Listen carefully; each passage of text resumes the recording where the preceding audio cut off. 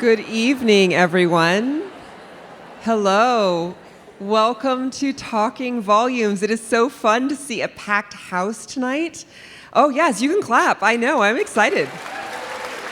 We're glad that you're here. We're glad that we're welcoming a Minnesota woman. I don't know if you've noticed. How many people were actually here the last couple of weeks? For Alice Hoffman, yes? Okay, good. And Edwidge Jonticott, wonderful. We're so glad you're back. As Carrie Miller likes to say, this season, if you haven't already noticed, is all chicks. And tonight in our final show with Kate DiCamillo, it's all Minnesota chicks. So we are especially proud that you're here to welcome these women authors to the stage of the Fitzgerald. I am Kelly Gordon. I'm half of the team at NPR News that brings you big books and bold ideas. Of course, the other big part of the half is Carrie Miller, our host for the evening. We're so glad that you're here. I'm here just to say I want to thank our sponsors. Thank you for being here, of course, but thank our sponsors for bringing this Talking Volumes to the stage. Our sponsors this year are Becker Furniture World, the Duff Endowment, Episcopal Homes, and Lunds & Byerly's for their support of our celebratory 25th season of Talking Volumes. And I would be remiss, of course, if I didn't also acknowledge our partner in all things reading and books, and that's the Minnesota Star Tribune. Chris Hewitt, the book's editor, is here with me, standing here, genteel. What would you like to say, Chris? I guess I'm honorary chick Chris Hewitt. That's right. I'd just like to tease a couple of things we have coming up in the Star Tribune book section in the next few weeks. One of which is a book by St. Paul's own John Lee Clark. His Touch the Future is out in paperback. It's about a whole new language. It's the very first book about a whole new language that deaf and blind people can use. And also Mubanga Kalimumakwinko, who has a volume of short stories called Obligations to the Wounded that is funny and angry and terrific. Remember her name? I think we're going to hear more about her. And she's coming up in a few weeks, too. So thanks very much. Yeah, thanks, Chris. Say her name again. Say her name again, the author that we... Mubanga Kalimumakwinko. Okay. Remember that. She lives in Mounds View. Okay. Oh, I know who she is. The other thing that I wanted to let you know is there will not be a book signing tonight by Louise, but you can still get a signed book. She has books out front. She has signed them all just for you. So when we get done, you can go out and get a book from her. But let's get this evening started. We'll welcome Carrie Miller to the Fitzgerald stage. Welcome, everyone. Good to see you. Birch Bark brought 1,000 books. I expect to sell them all, or very close, okay? The bookseller is right there in the middle, and she's watching you. So we're taking names and numbers, okay? So I'd love to have you. This is the first day that it's on sale. So, yeah, that's your chance. So, it is such delightful serendipity that our 25th season of Talking Volumes, by the way, I've done 20, collides with The Mighty Red, this big new novel from Louise Erdrich. I couldn't have created it better. It's just perfect. So when I started doing the series 20 years ago, she was my, how do I put this, obsession, my preoccupation. How could I lure Louise to the stage? She had eluded Talking Volumes for years. Now, before that could happen, I had to brave the skepticism of her publicist, a woman for whom the word formidable in French, formidable, was created. Jane Byrne was and still is very scary, very scary. She's sophisticated and daunting and imposing and terrifyingly well-read and sometimes forbidding. And I thought she had that, and I think she does. She had that New Yorker's conviction that there is little to be interested in once you leave the 5 boroughs of the city. Louise is probably going to tell her this, that I said this, but I think it's true. And she is quite wonderful once you get to know her. So slowly but surely I wore her down. I beseeched, I implored, I begged, I pleaded, and Louise finally agreed to do a special springtime Talking Volumes. We have a photo of that in May. Oh, don't we look just the same? Isn't it remarkable? That was May of 2016. And there's the photo to prove it. So it only took me another 8 years to lure her back. Some of you were there. As I'm walking around talking to people, some of you have said, hey, I was there in 2016 when she was here. So all of that is to say that this is just the most wonderful, the most remarkable night. And I am just so grateful that she's here. Please give her the warmest of Fitzgerald Theater Talking Volumes welcome.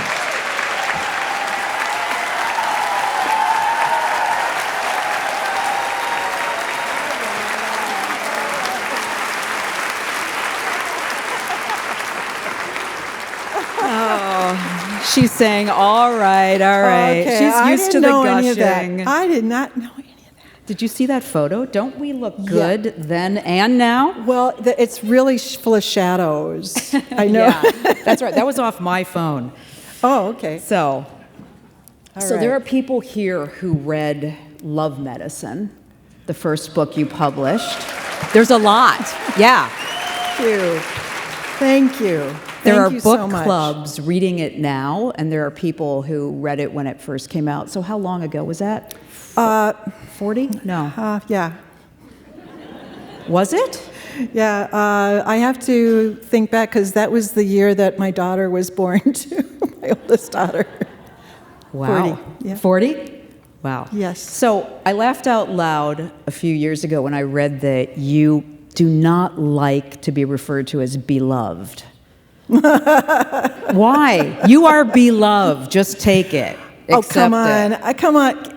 Do you like being referred to as beloved? I'm not beloved. You are. No, I know that. I live with that. You, my friend, are beloved. Wait, I gotta take a poll. Beloved? No, okay. Yes! Oh, what are they going to say? The love. Yes. I think I always wanted to have more of a rock star vibe where people thought I was like kind of hateful. And you've done what to promote that? That hatefulness? Nothing. I can't say yet. Maybe later in the interview we'll kind of get there. All right. Got it. Why? Why what? Why, the idea of being beloved or cherished is not appealing. Oh, God, now we start immediately. We start immediately with Yes. the The psychology. Yeah. That's right. I'm going to have to think that one through. Yeah, I'm going back to my non-existent therapist and kind of talking about this. Okay. Yeah, why All right. not? Understood. Why not? Okay. Here's the other thing that I was curious about, because you heard the introduction, and it has been, my preoccupation to lure you here. Here's what I want to know. You do book tours, but you do them somewhat, how would you put it, reluctantly or? Hatefully? No, I really, so the weird thing about it is that I love being here right now. I've been looking forward to talking to you again ever since. I begged you via email? I have even put a little, I don't know what they call them, Easter eggs in the book for you. What? Oh, Yeah. come on. Yeah. Hold on. Yeah. It's in the first chapter. You know what I'm talking about. Look at all these tabs. None of them says Carrie's Easter egg. It's in the first chapter. Is there an NPR reference in there? No. Where is it? Well, you don't remember this. Louise, where is it? The whole interview stops until I find this. Well, What? Where is it? I don't see anything about Carrie. Well, no, we talked a lot about angels. We did. Yeah, we did. Yeah. Were you going to talk about angels again? No. Okay, that's why I put this in there, but she's not even going to talk about angels. We're talking about I angels. I couldn't stop thinking about the angels. Really? Yeah. I love that. Wow. Right, Okay. so the Carrie and angels got in there. Got it. Yeah. Okay, so you dodged my question about. I'm going to dodge once more Wait. because Wait. I Wait. have Yeah. Not see? What is that? What is this? This is an angel wheel. Oh, wow. Okay. So as long as we're not going to talk about you angels. brought this. This is cool. Yeah, I brought this. It happened like it popped out of a book when I was going to come, and it tells you about the angels in great detail. It's got all kinds of little wheels, but there's one wheel that I can look at. The special angel for each hour of the day. We're always being looked after by an angel every hour. And right now, it's about 7. Okay. We're being looked after by Sachiel, Okay. angel of protection. Oh, who's going to need protection, do you think? We all do. Okay. But It's not- tomorrow, it's Yes? going to be Anil, fertility, for those of you that, fertility tomorrow. For those of This you who hour, have plans 7 p.m. tomorrow. 7 p.m. Time it out. Oh my gosh. And Thursday, it's Casil for joy. You're going to Let have me see joy that. at 7 Can I p.m. open that? Yeah. That's really cool. It's cool. The angel decoder. Mm-hmm. Oh my gosh, everybody needs one of these. This is know. right. And demons, and devils, and fairies and elves. This is great. Are you going to carry this along on the Yeah. book tour? Yeah. And you'll look better. for the right angel. Yeah, I am going to ask you about angels. All right. Because I remember the last time we talked about angels, we were wrestling with whether you can let the mystery kind of abide Yeah. with angels, that you don't have to demystify the idea of it. And you liked that idea. I did Why? like that. I liked it because you don't have to make up your mind. Right. Which is what I hate, making up my mind.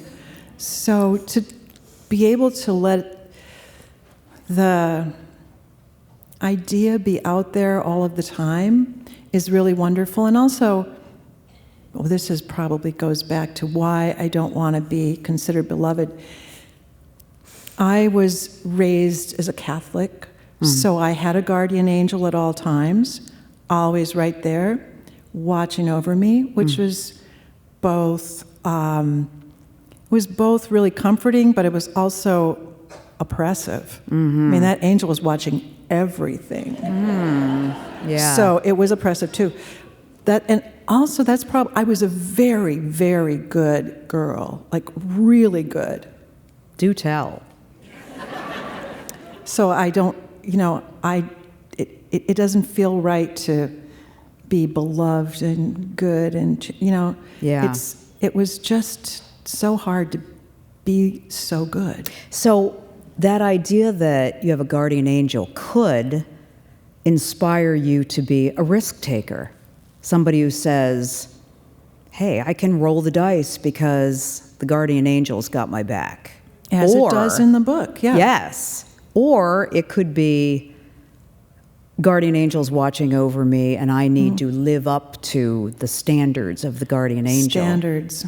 Standards for you. A lot of standards. I mean, so, I grew up in a small town in North Dakota, and everybody knew everybody. And my mom, I look back now, she was 19 when she married my father and had me. Wow. 19. And having had 4 daughters, I think, that is not grown up. I mean, sorry, guys, but my daughters are here. But it's not, it's 19 years old. And she really wanted me to be someone who could fit into the small town culture, and it was very stratified, and to be successful. So I was very intense about doing well all the time. So, and you sound like there's a little bit of, I should have sowed some wild oats. What did I miss? What? No, not at all? my daughter's like, I could hear you laughing. It's like, they're right there. oh, she sowed plenty. Yeah.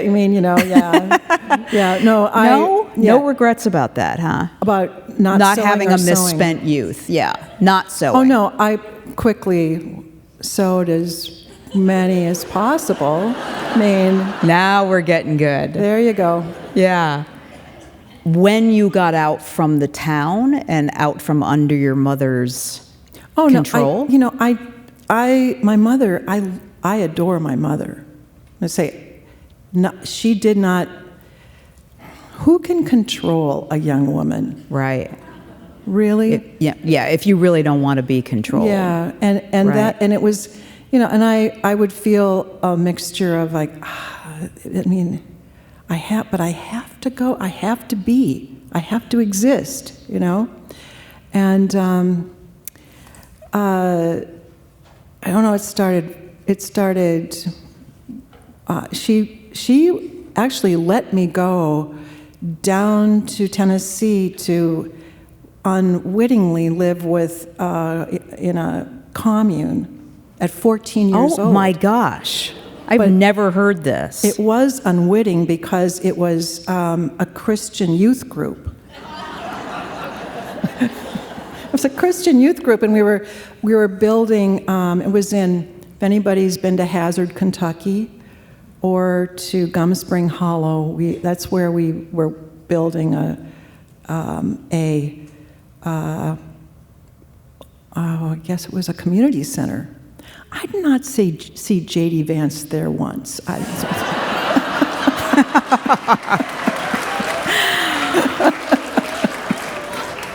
He was busy. Right?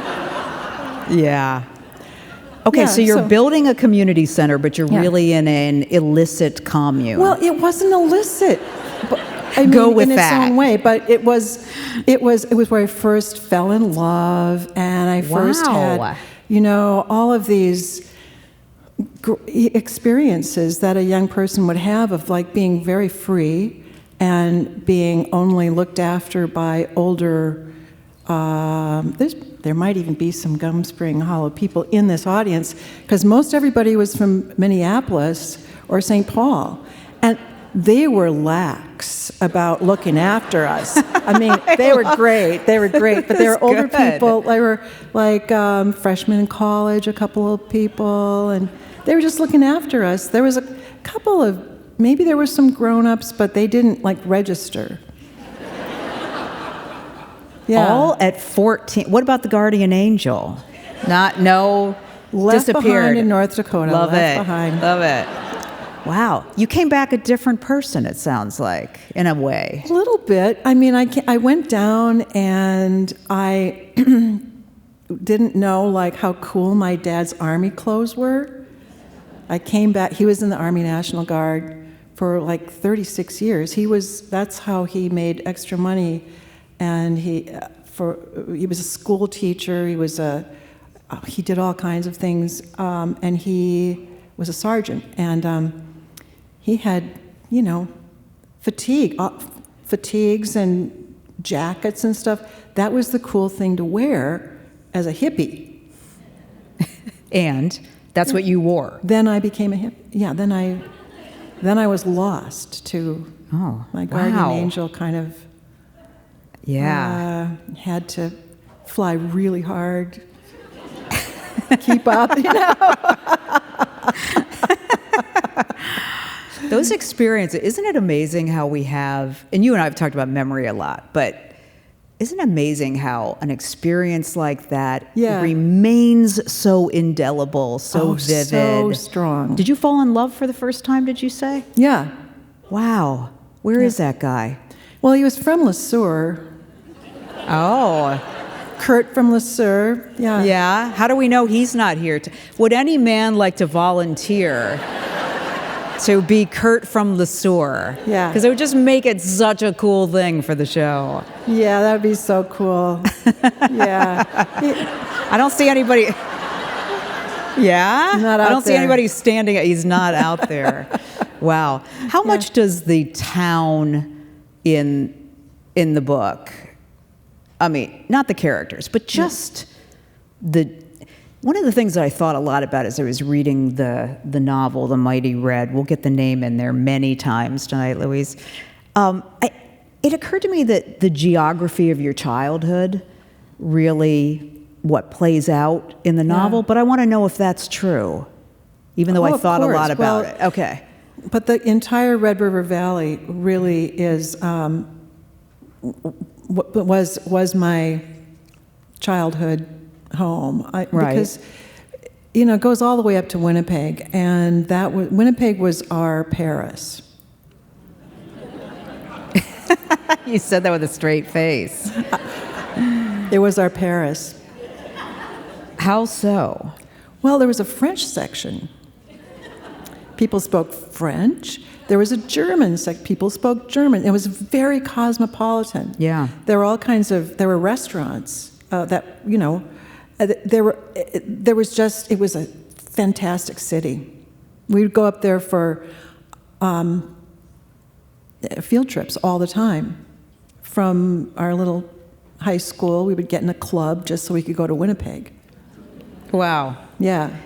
There's a lot of description of the soil and, again, the geography and the landscape. And writers talk about how often consciously influential or not, those images that they saw as children, that they grew up with and become for writing. So I'm interested in how you think that's not just the way it's worked itself into this novel, but the way you kind of see geography. Oh, yeah. It does form something very crucial. Especially, I did not, except for that trip down to Tennessee, I didn't leave for 18 years. Wow. So we lived in a very, down the street, horizon, out the other side of town, it was all horizon everywhere. And my father was this wonderful, he would take us out and he knew the names of all the birds, all the trees, all the flowers. My mother was, she grew up in the Turtle Mountains, so she knew all of these things too. And we would harvest rose hips, we would harvest choke cherries. We had all kinds of places we'd go, apple orchards. So that really formed me in a very essential way, so that I feel most comfortable when I'm back in that world, when I'm talking about what it's like. Also, I go there every 6 weeks if I can make it. I'm back there all the time because my mother, my brother, and my sister, and I have friends back there. So I go back a lot, and I feel very at home there.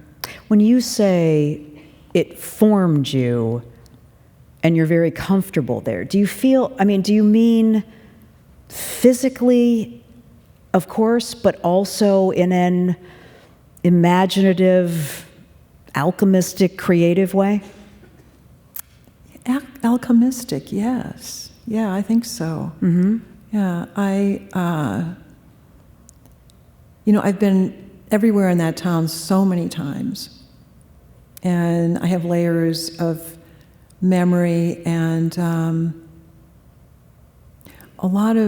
it's very poignant to me because like a lot of small towns throughout rural America, it's struggling in some ways. The old town culture I grew up with is very changed. It's very hard to make a living, and it's very hard to find what you want anywhere but at the Walmart outside of town. So that's where everybody goes. And it's very different from what I grew up with. There's a description you have this wonderful paragraph at the beginning of the book about what the Red River was. And I just thought I'd read a couple lines from it. Over millennia, the waters gave the Red River Valley earth its blackness, its life. The river was shallow, it was deep. I grew up there. It was everything. What does "it was everything" mean? I was partway through this book before I began to really think about that. But the river was always there in every way. We were always living with its floods in the spring, where we would, we would walk through the lower parts of the town, and there would be fish in the water, and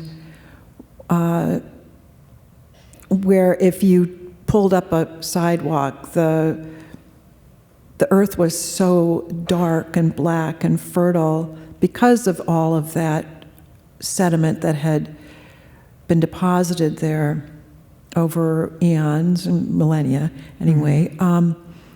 And you'd find little seashells in it, and it would seem so strange to find seashells in the dirt. And then, of course, my parents would tell me, yeah, there was this ocean that was, it would have been crashing above you. And there was dunes outside of town, ancient sand dunes. Wow. That you can still see them where the river stopped, and you can still see where the shores were. So it was, in a sense, everything. It was the reason the town was there. Mm-hmm. It was the reason Fargo was. It was all the towns that are along the Red River were platted out. They were all railroad towns. Speculators would camp out in hope that they would be able to town speculate on one place when the railroad came through, and they would put up their tents, and that's where the towns, Grand Forks, Fargo Moorhead, Wapaton, Breckenridge, these were places that were there because of the river. That river floods. That's what I'm saying, yes. And I wonder about the relationship of it's everything, it's sometimes our adversary, and sometimes life-giving. Yeah. It's a different relationship, isn't it, when you live at the border of something that can be terrible and wonderful at the same time.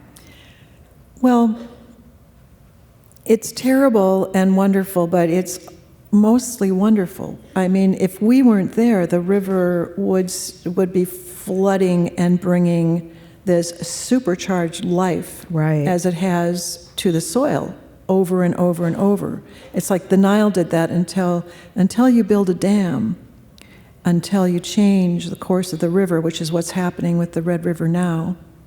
You have this naturally occurring sediment that is going to settle in the fields and bring new life every spring.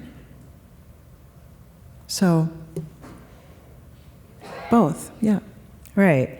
I mean, the visual backdrop for your writing has always been important. Was it centered in a way for this book that it hasn't been as intensive, I guess, as some of the other books?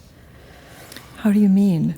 I think you and I have talked about how when you've got kind of the sense of geography of the place for a novel, you begin there. Is that true? Yeah. It does. I feel that in some ways character grows out of geography. Mm-hmm. Yeah. And so for this, more intensive, because you're writing about a place that's so much like your hometown, or is your hometown, or... It's not more so. It's always sort of the same. There's sometimes when there's a very strong imaginative pull of some landscape, but this is a place that I just go to it all the time. So I go to Fargo a lot too, and I've been it go up to Grand Forks. Everywhere along the river has been very powerful for me. But sugar beets, sugar, everything that has to do with that. I've always wanted to write about it. I've always wanted to write it. I mean, I think it was my first job, was hoeing sugar beets. So I was in a field, and on a girl crew, and we get up at 5 a.m., get in the fields by 6, and then hoe till noon or 1. And Wow. that started when I was 13 or 14, and man, we were making good money, and it was great. I was grateful to have that job, and it really, again, it does form you.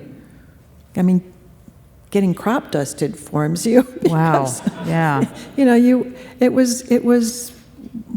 Everybody wanted that job. Why have you always wanted to write about sugar and sugar beets?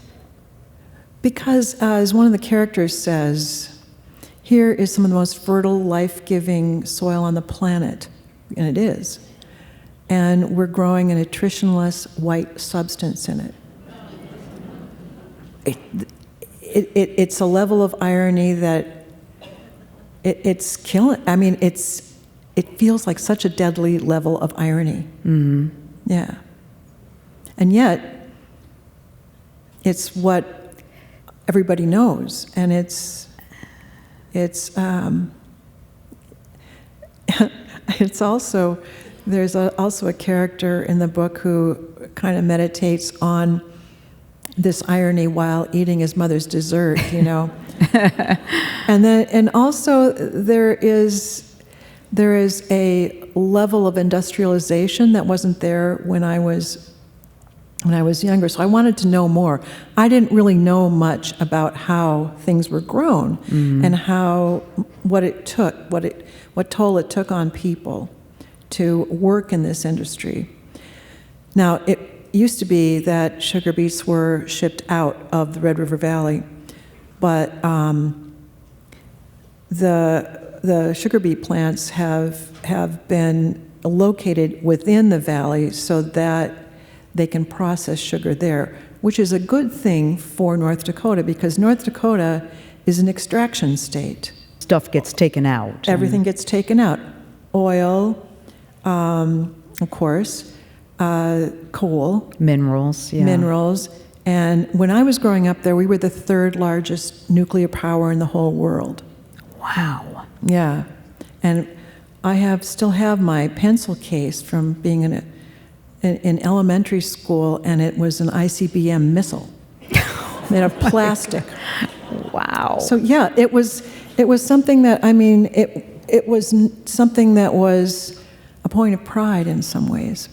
I am struck by what you said a minute ago about here again, this incredibly fertile soil, this crop that also gives life and economic stability and a lifestyle, right, to the people that raise it. Yeah. And yet it is hollow. What did you say? It's basically, well, it's nutritionless. Nutritionless, yeah.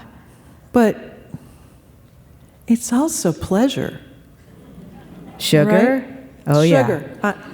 Oh. See, it also hits every receptor in our brains. It's enigmatic in a way, but sugar has always been something we need, we crave, we want, you know? Right. I want some right now. I do too.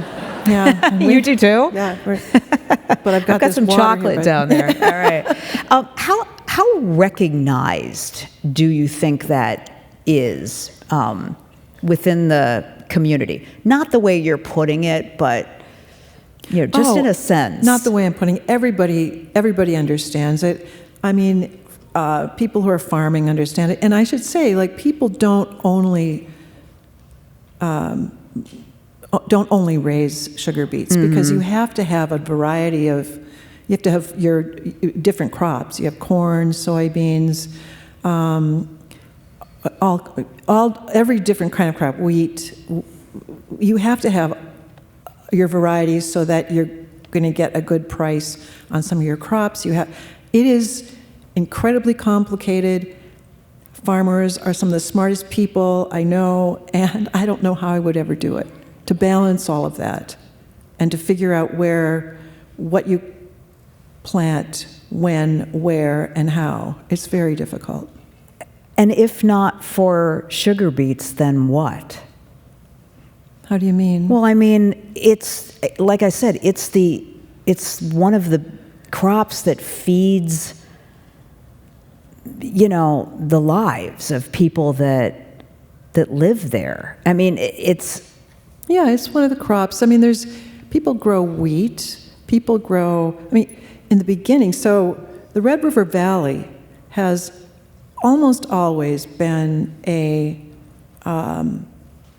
large-scale farming part of the world. Mm-hmm. When it first began to be farmed, there were farms as large as 75,000 acres. Wow. Those were the bonanza farms. And then when they collapsed, smaller farmers immediately bought up and began to farm those acres. Then, of course, there's the Dust Bowl, and then then there's a resurgence in farming once people figure out how to save soil, and it goes on. And by the time I was growing up, it still had a lot of small family farms. But then in this book, I can't believe I'm talking about farming because I don't know anything about farming. I'm just going to say. But I mean, there's the 80s when the farm crisis happened. Yep. Everybody knows about that. Yes. And when David Stockman, Reagan's guy, was he the foreclose. interior? No. Was yeah. that Earl Butts? Don't know. I just remember Earl Butts. Okay. Farm to the fences, cut down your shelter belts. But the Farm Home Administration was a government lending program. If I have this right, somebody can correct me anyway. That they foreclosed on people's loans. Yes. And they called in all of the payments. People lost their farms. It's terrible. So then those farms were bought up by larger conglomerates, and now Bill Gates is buying land up near Grand Forks. I mean, it's nobody's making any more of it. It's what's happening. China wants to buy a lot of that land. It's very special land. Right. So the first excerpt that I've asked you to read. Yes. We can talk a little bit about kind of how the lives of the characters fit into the geography and the landscape here. But I've asked you to read this excerpt because it takes us out on a date with Kismet and Gary, young people who have grown up in the Red River Valley. They're 18. Gary's wildly in love with Kismet. Yeah. And they're at a restaurant where Gary wants to declare his love. What else should we know about this scene? Well, we should know that you chose it. Yes. Do you know why? Yes. You do? Good. Well, I think I know. Okay, why?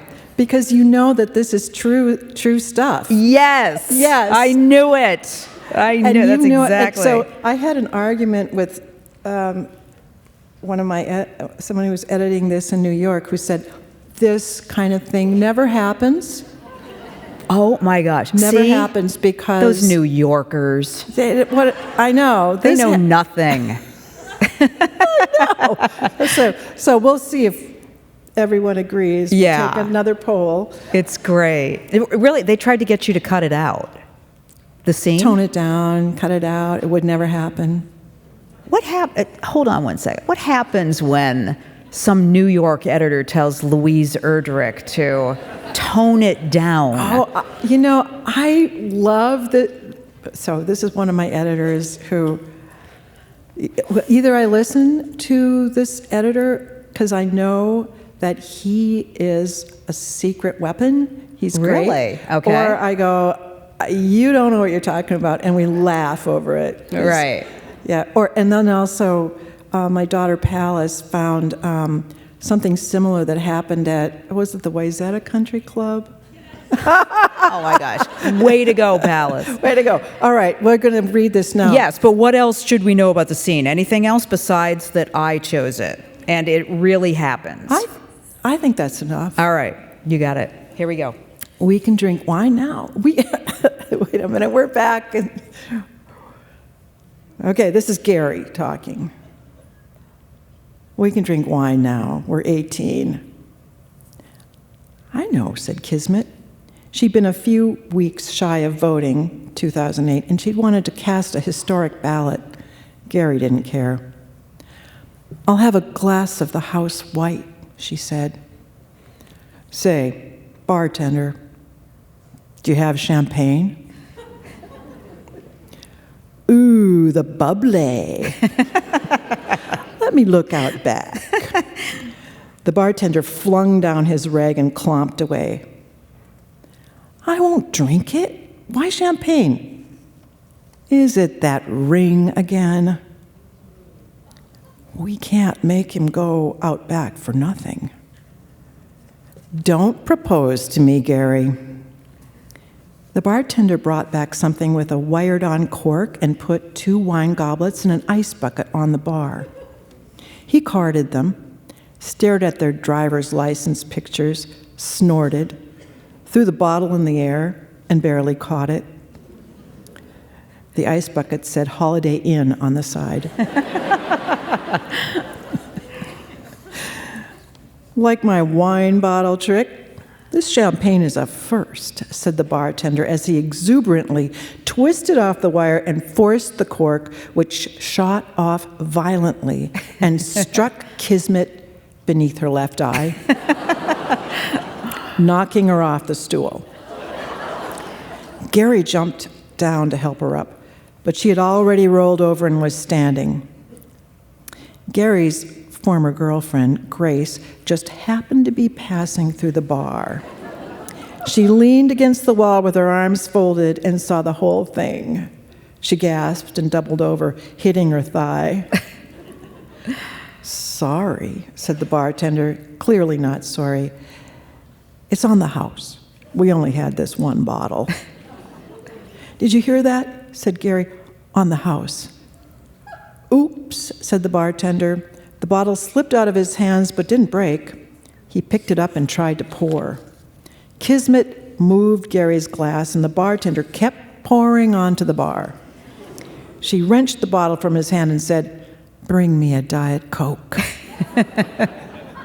With ice, ma'am? Asked the bartender, round-eyed with fake solicitude. Yes, you turkey, said Kismet. She'd had enough and had now gone outside herself with fury. She leaned over and started to pour the bottle into the sink. Let's not, said Gary. And I'll take steak after all, said Kismet, righting the bottle, pouring the last of it into Gary's glass. She settled herself back on the stool. The top sirloin, also on the house, raw. She told the bartender, I mean cold raw. If it touches flame, I'll burn you down. I'm going to hold it underneath my eye. Oh, really? Grace was still propped up against the wall. Shut up and die, said Kismet to her. Grace mooched away, still laughing, but with an undertone of hysteria, as if she might break into tears. Gary reached out and squeezed Kismet's fingers. Oh, honey. She flung his hand off.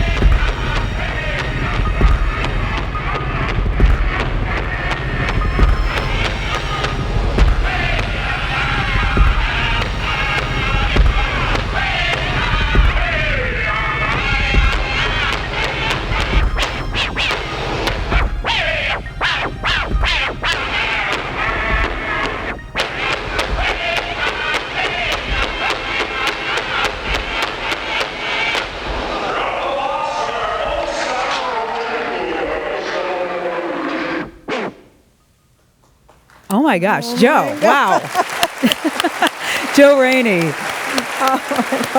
Wow. Don't leave. Don't leave.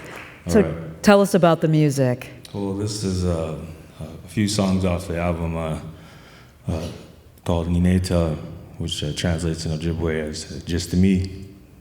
It was named by Dr. McGizzy Sullivan from LCO, and he helped me along after listening to what I created, and he said, that's just you, bro. That's just how you do things. That's what you do. But it was a collaboration album with Twin Cities' own Mr. Andrew Broder, and his production is what you hear, along with my voice. So Wow. 1+1 type situation. Oh my gosh, wonderful. Thank you so much.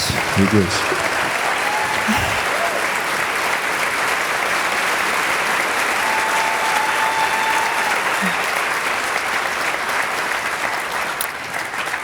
You're listening to Louise Erdrich at Talking Volumes at the Fitzgerald Theater. Her new novel, published today, is titled The Mighty Red. I'm Carrie Miller.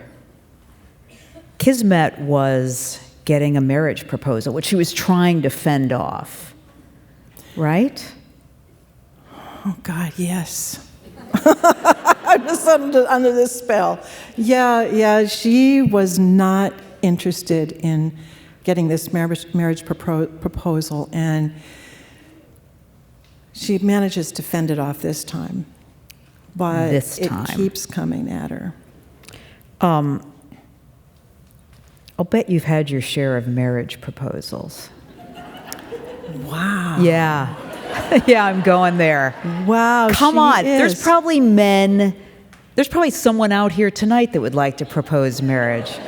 Well, Kurt wasn't old enough, really. See? He was I out knew there. it. Have you had your share of marriage proposals that you've had to let down gently? Well, you know, what's so amazing about you is... Look at the body language. Oh, yeah, no.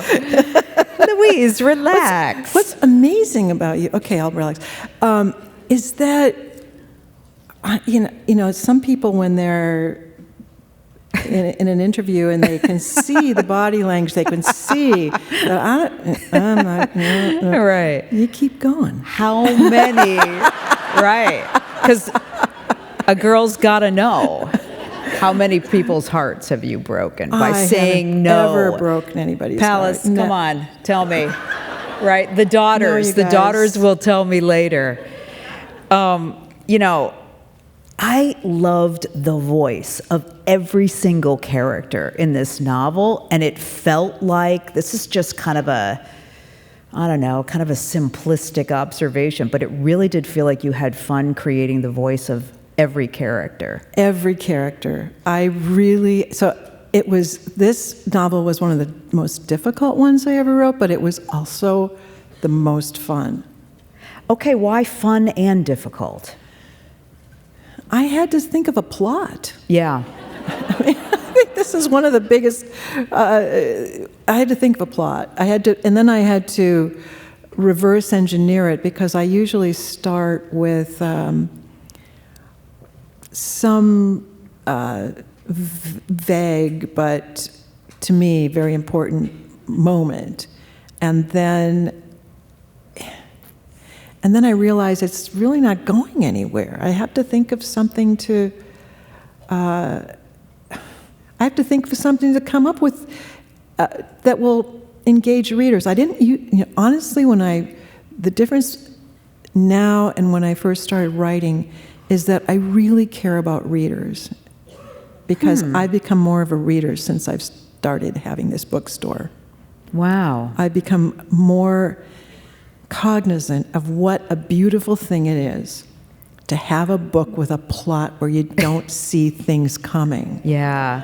Or where you can see, it's just like a deck of cards where you go back and you think, yeah, that writer was just dealing them out, yep. And now you're getting, the hand is being shown to you. And I love that. I've begun to love that more and more as I write. So it makes it more difficult because you can't fake anything.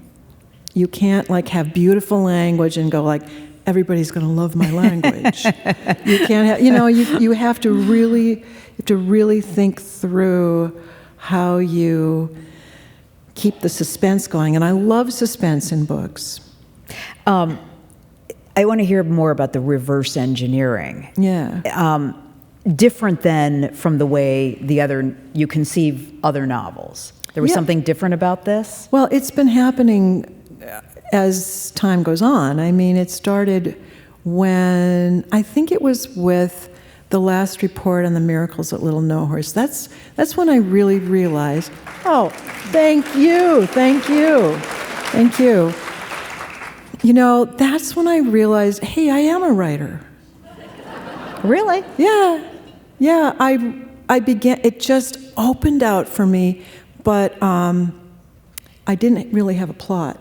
I just had the characters and the incidents and everything. So I had to really go through and figure out what was going to happen. And then I had some that I'm going back to change a lot of them. I went back and totally changed the Antelope Wife into Antelope Woman with the greatest cover ever by my daughter Asa Abe, and who does all the covers for the books. Oh, wow. Yeah.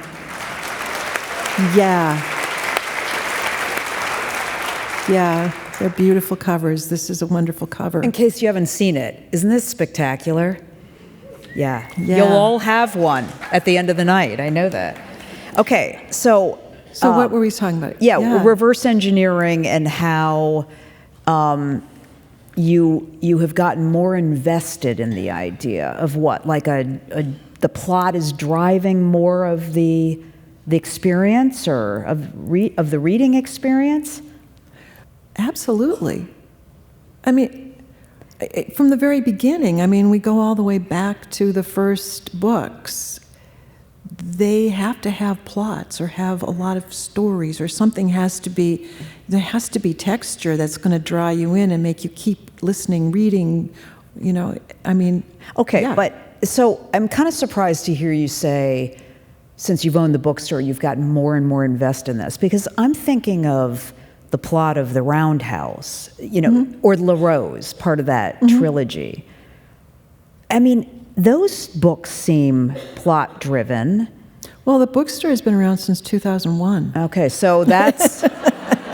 Those were like 2012. That's a long time. Yeah, and yeah. So what, are you saying that you would kind of observe what people were choosing off the shelves of the bookstore, or these were in conversations with readers, or what? Not at all. It's that naturally when you have a bookstore, you start reading more and you start reading more both contemporary and and classical, whatever kind of writers of the past that you really love. Right.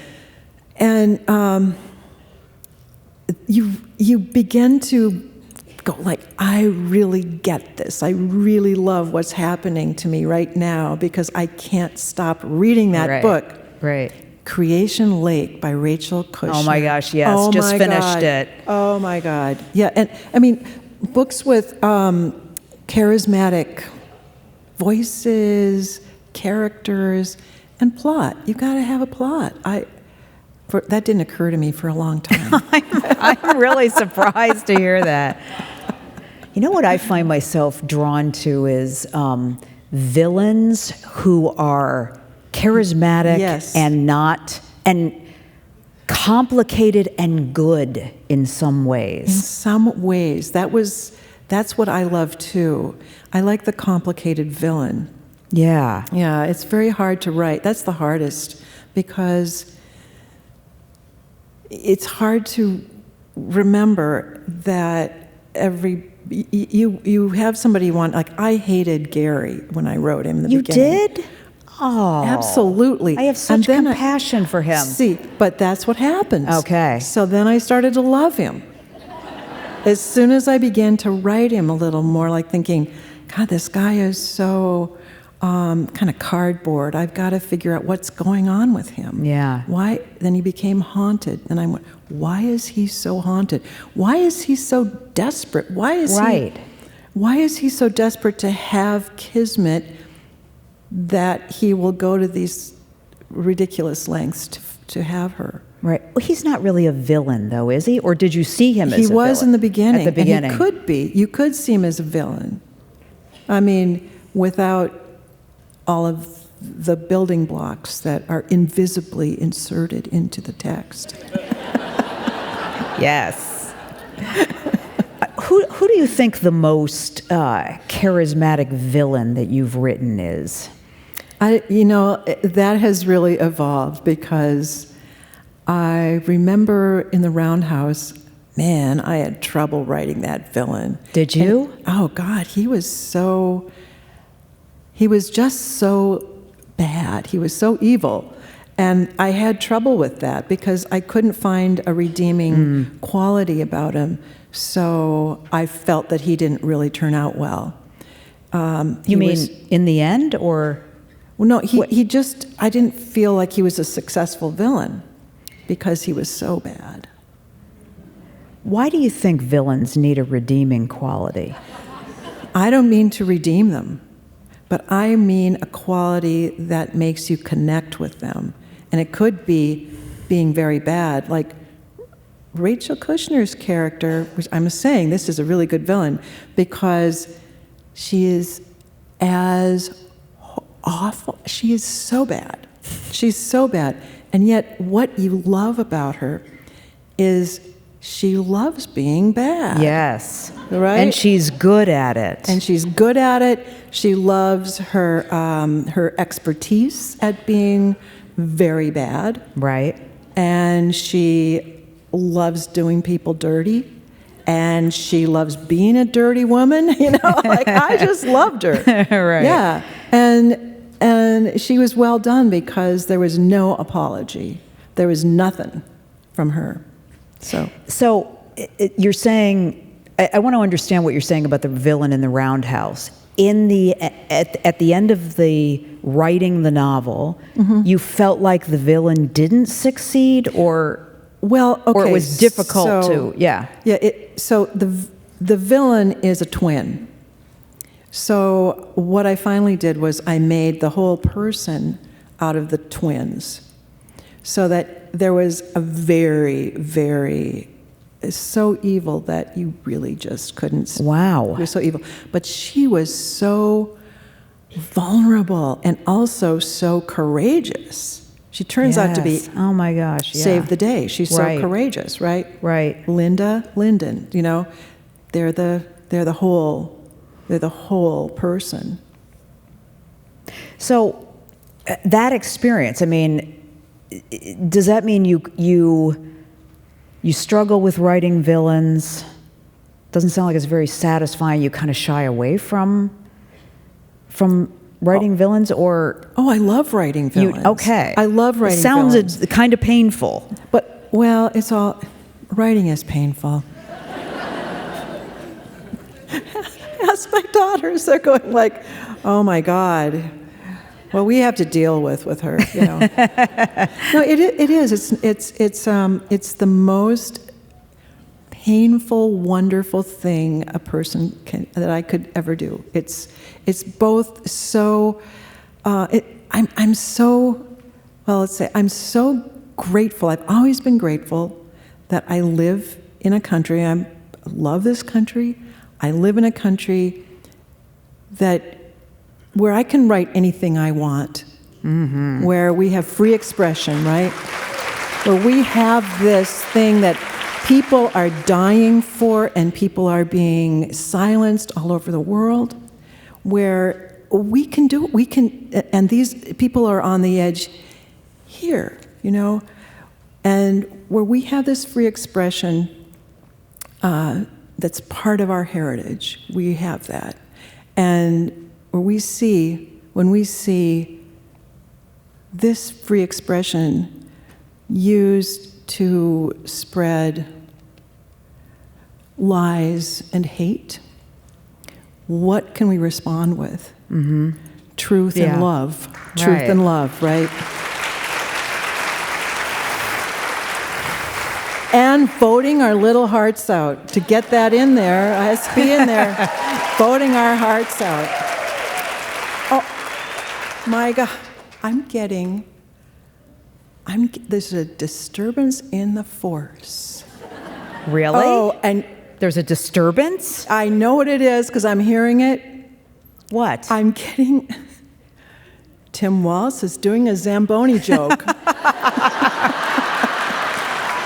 Oh my gosh. It's happening. That's great. Thank you for being here on debate night. Oh my God. I know. It's so hard. It's so hard. I know. There's like a row of empty seats, Yeah. right? We sold this out. There's a row of empty seats, and I know what they're doing. Oh yeah, they're having a party. I know what they're doing. partying, That's yeah. right. Okay, I can't let you go because yet. I can't let you go. Because- I can't quit you, baby. All right. I want to talk about the mother-daughter relationship. It's so Yeah. it's so very gratifying. And Oh, it is. I have this description. I wanted to capture this. They were practically the same height, Kismet just taller by half an inch. They were pliable but sturdy women. I wish somebody would say that about me. They won't, but it's the best compliment ever. Isn't that Do you good? consider yourself a pliable but sturdy woman? No, I'm sturdy, but I'm stiff. Happily stiff and sturdy, Louise Erdrich.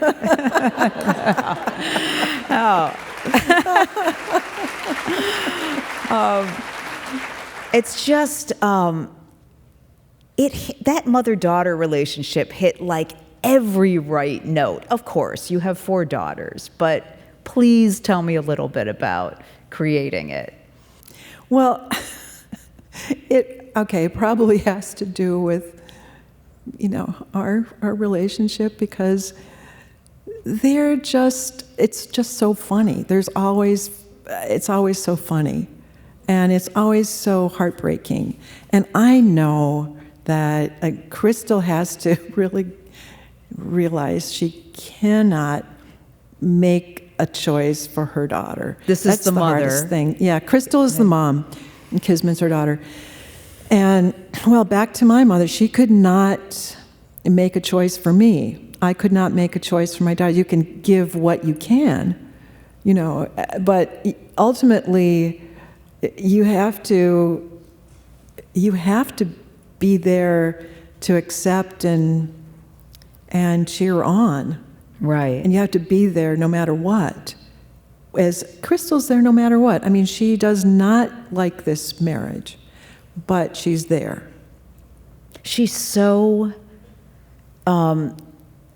compassionate and forgiving in the most, and yet not being swept along. I was like, boy, it reads so true and so wonderful. Thank you. Yeah, absolutely. Thank you. Should we? And there's just this amazing generosity. I don't want to forget to say that, which I think gets lost. I don't think I read that quality often enough in books about mothers and daughters. Do you know what I mean? I do know because I read so many sort of bitter, Yes. cruel relationships. Yeah. Yes. Yeah. And why? Because this is the same thing as so many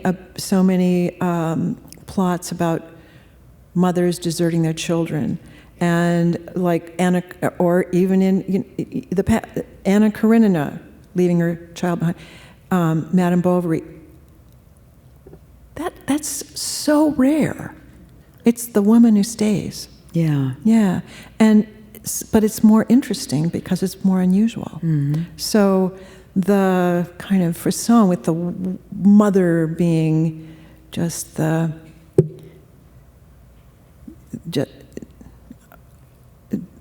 mother being just the bitch, and the child having You were to looking be, for a different word, but let it roll. I couldn't remember where we, like, okay, you can edit that out. We will. Or not. Or not. Or the daughter being the bitch to the mother. I mean, so Right. and going back and forth. I think that there's always moments where you're in conflict. There's always going to be moments, but I don't see that as the rule. I just don't. I mean, that's what's really special and particular about this relationship. They are in conflict. They both know they're in conflict. And yet there is this wonderful mutual generosity between them. Yeah. Well, good. Which is Thanks. rare. Is it rare? Well, I feel like I read a lot of novels about pretty difficult conflicts between mothers and daughters that, there's some redemption at the end. All the way through, you knew they were holding each other and they had each other. Yeah. And it might not turn out the way each of them hoped, but then they get to the book club. then they get to the book club. That's right. Okay. So, would you read the next excerpt? I would. Time is passing way Time too is quickly passing here. swiftly. Yeah. I know. All right. Louise is like, thank God. Well, I thought we were going to skip the last one because No. I felt like, okay. Oh, no. Crystal put her hands back on top of her head and began to walk around the kitchen in a little circle. She went faster and faster. Please stop, Mom. You're making me dizzy. Crystal halted and frowned at her daughter. Please stay here. Well, you're my role model. You made it work, Mom. You stayed with Dad.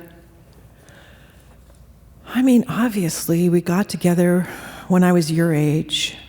And for a while, it was so beautiful, Kismet. We had you. It was all meant to be. My life seemed magical once you were here. Magical? Me? Kismet's chin was still trembling, but she loved hearing that. With a hero's compression of her body, she gathered herself, lifted her head, and pushed her hair away from her face.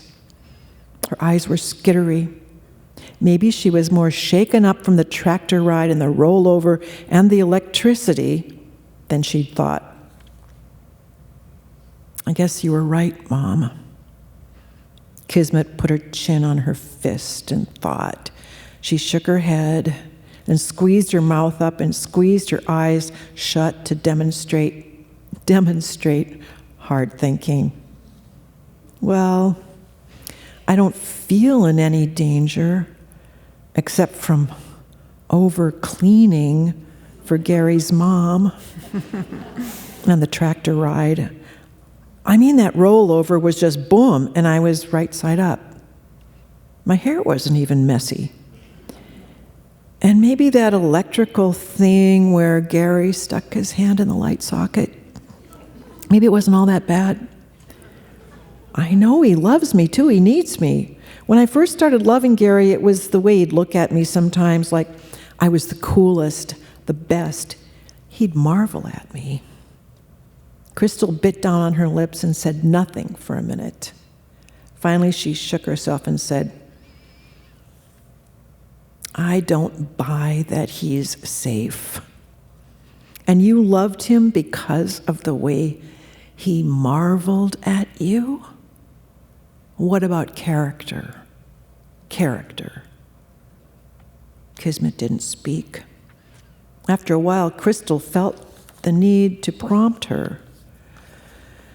What character traits made you love him?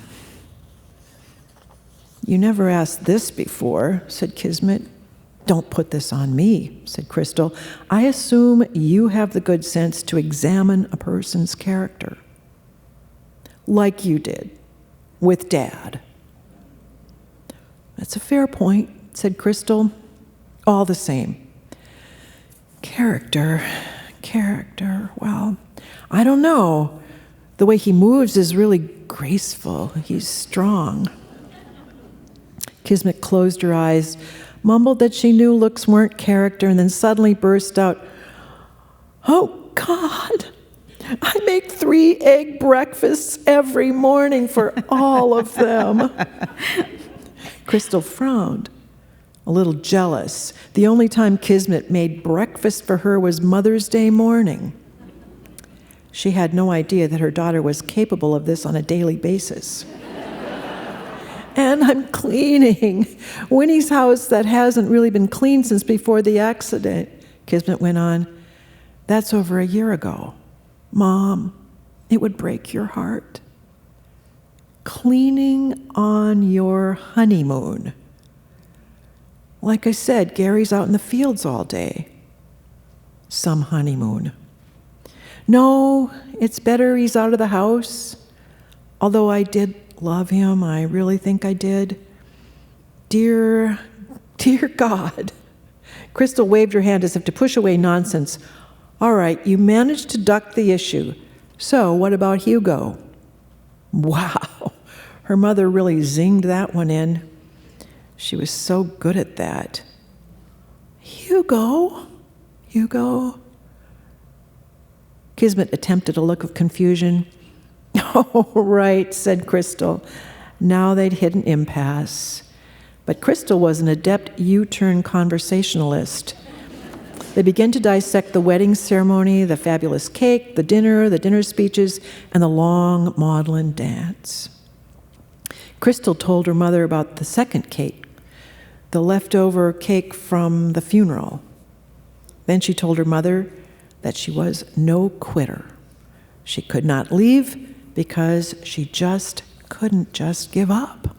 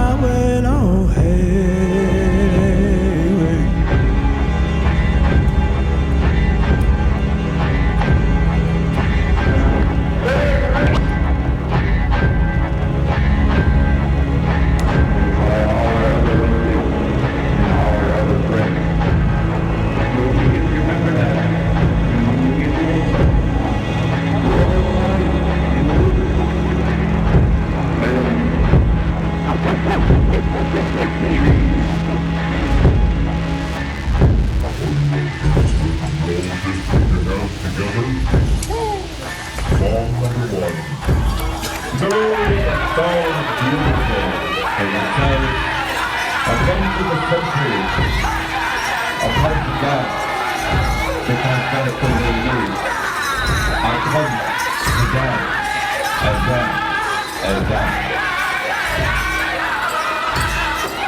Also, with all these songs, the melody has a lot to do. It's the spirit of what drives and what continues with these dances.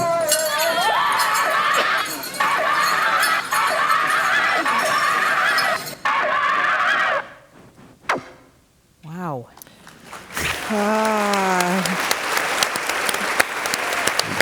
Miigwech. Thank you. So, Joe, I am just very curious about this. So you're flipping tapes in and out of that little cassette player? What is that? The Yes. whole time? Right. So Wow. I'm a powwow singer. So at powwows, there's for a long time there's been recording of powwows, whether that's personally or professionally, and a lot of us personal professional people recorded a lot of powwow music. And from when I was younger than I am now, I've been recording most of my life, and I've never stopped recording with tape. Wow. Just because Yeah. of the satisfactory. It's so sound interesting to everything. watch you pull them in and play a little bit of it and then Yes. switch it out. Wow. Yes, I have a cassette library that I live in Wisconsin, and they're crawling out of the '90s still. So this was still at Walmart. I bought. No, I'm just kidding. I'm telling you, it's great to be a Vikings fan right now for about a month. Oh my God. So, Thank you. yes. Thank you so much. Thank you very much. I appreciate Ms. Erdrich for being who she is, and miigwech, everyone. Thank you. Joe Rainey.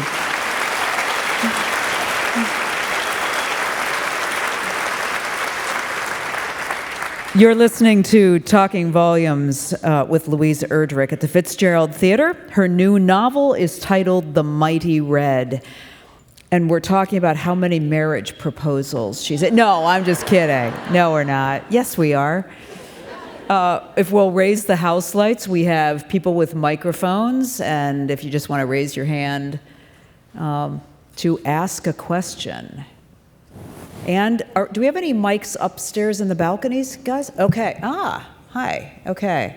So who dares the first question of Louise? All right. I'll ask you while they gather their wits. So down in the green room, you told me that the name of the character, Kismet, came from... All right, so where you are? So Palace raised a crow, and we named this crow Kismet. She named the crow Kismet, and this was a name that was a character name, but it was also the best name for a crow ever. So there's two Kismets, and this crow was raised at our house and Palace's house, and fed every hour for 24 hours in a row, 24/7. And then, anyway, the parents came back the day after this crow fell out of a very high nest and was almost dead. And the parents were in the trees looking down like, "You've got our baby." And so Palace fed this crow in front of the parents, and the parents were like, okay, you can feed our baby. Wow. And then kept coming around, brought Palace presents, the parents did. And that's the whole story. Well, that's the story. They still come back to the Kismet's babies, and Kismet still come back. Anyway, we are, okay. Other questions? No, too. she has Sorry, some I just can't stop wait a talking minute. about the She has some Kismet. amazing video of this. If you're down this, okay, right over there. Yeah, Me? hi. Hi. Louise, I heard you say writing is the most beautiful and difficult thing you've done.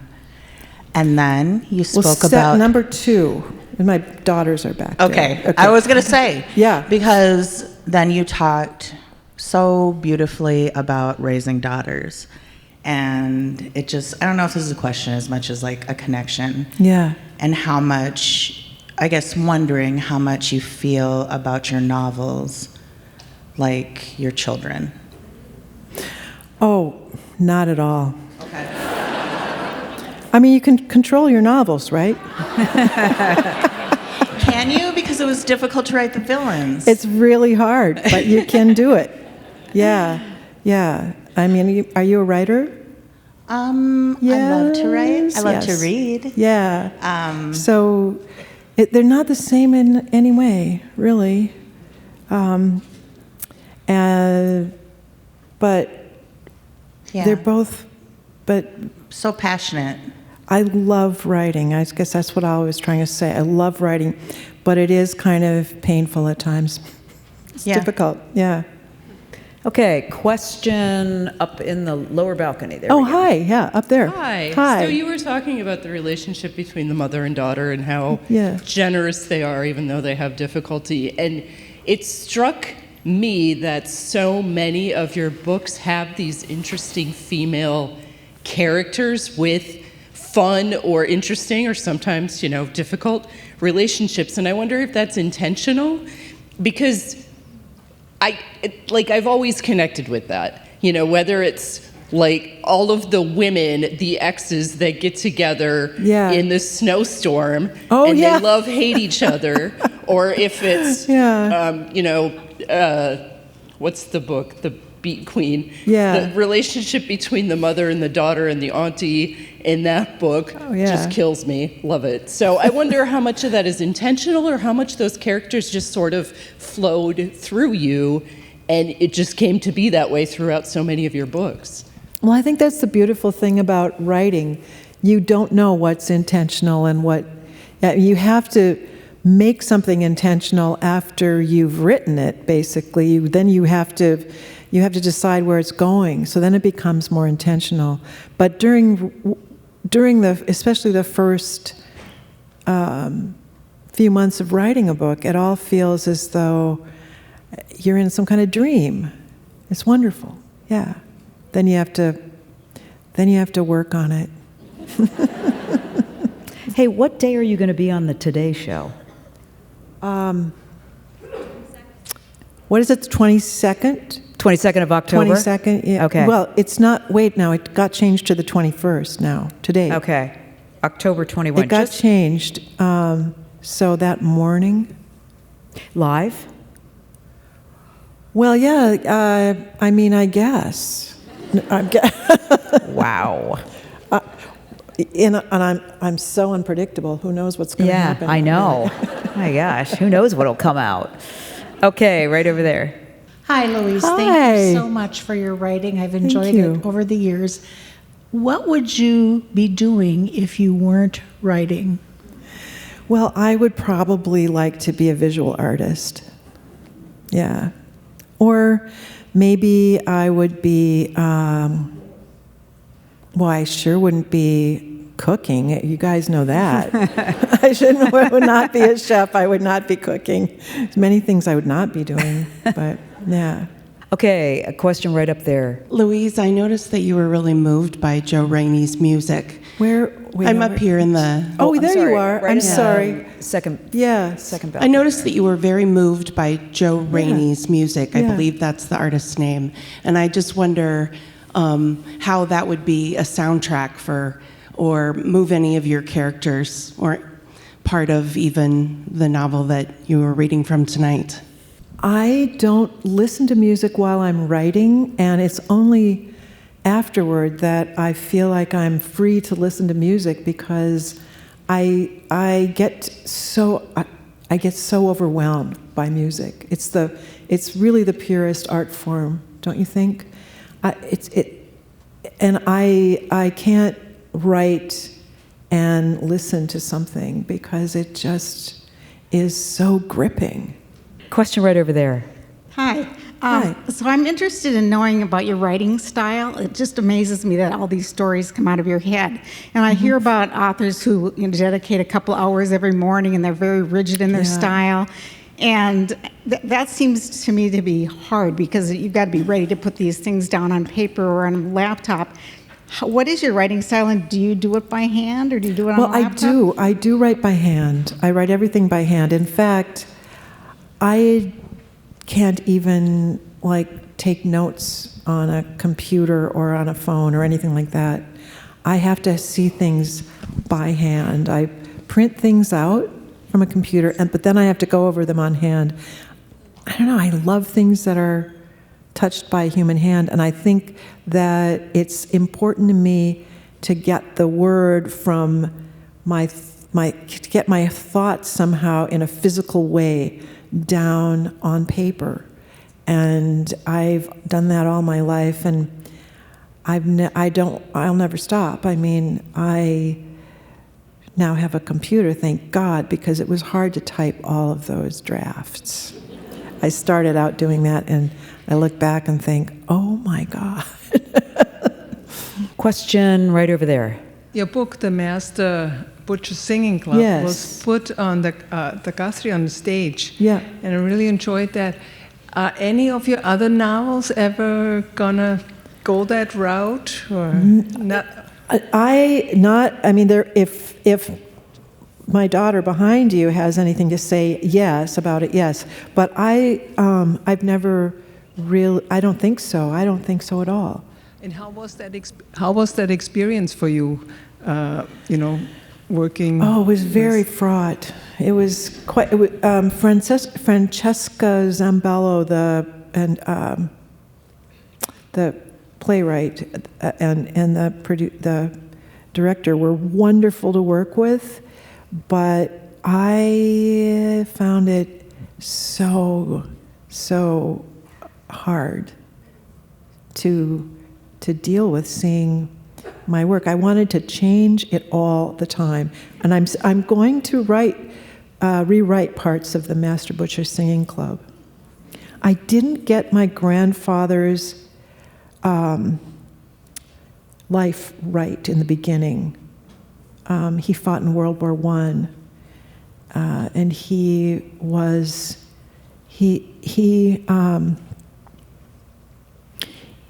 took care of the horses. In that conflict, it was the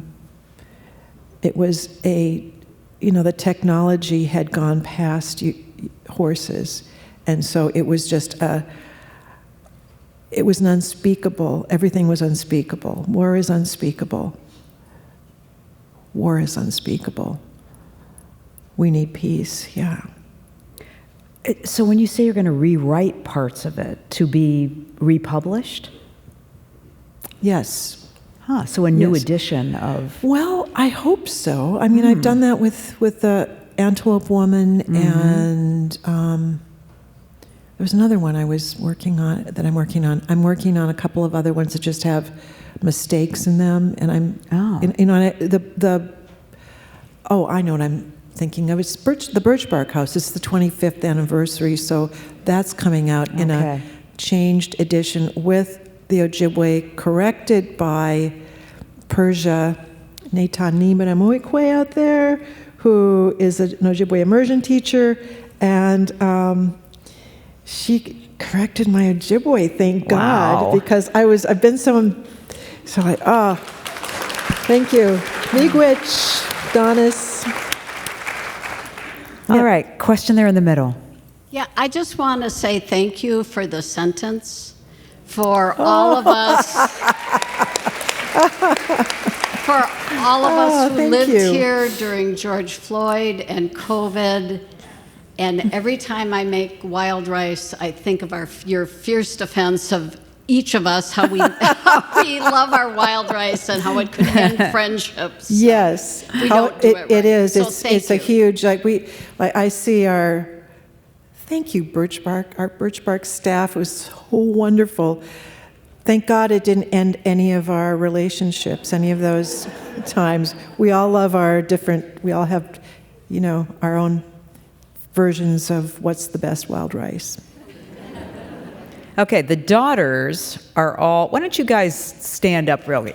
Well, let's get all the other daughters. Yeah. Before, just to say, this was our last thing. I just was going to ask, first of all, hi, I'm the bird lady, and we'll put an Instagram up of the bird because it's very cute. Also, I think The Sentence would be an excellent musical. But I was just wondering if you guys would indulge me. Book selling is a very complicated art also, like getting the books from point A to point B. It doesn't just happen magically. These are the people that do it. This has been an incredible push for us. So, yes. Yes. Thank you. I'm going to ask our staff to come up to take a picture, if that's okay with everyone. So if you guys can go out that way and this way, we're just going to crawl up there on stage and take a quick photograph and just look out upon you, because you guys are so wonderful also. Like, we wouldn't do it unless you were there to sell to. So anyway, it means a lot to us to be here and to have, we also have teeny tiny pencils, which are free. So on your way out, please get a teeny tiny pencil. The teeny tiny pencils are not just pencils. They're magic little pencils. They're mighty red pencils. They're little tiny mighty red souvenirs. Can I also congratulate Meg, who just got married on Saturday? Yay! All right, this is a good moment for me to say, Nadine, who has managed this entire thing, she is incredible, a magician of absolutely magical, and my sisters, and Tim. I want and people me. to go out and buy the book. The bird lady. What? This is a moment for me to say to Louise, thank you ever so much for being here. Thank you. Thank you, Carrie. Now, thank you. Go get a book. And thank you, everybody. Thank you, everybody. Oh, we're sitting down. Everybody way up there.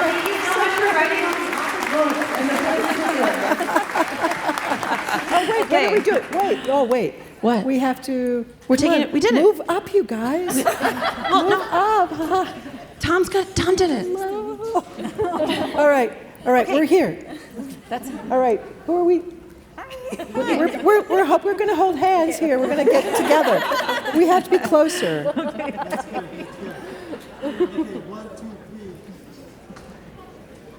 All right, now one without me. Thank you. Wait, no. Carrie, get back down.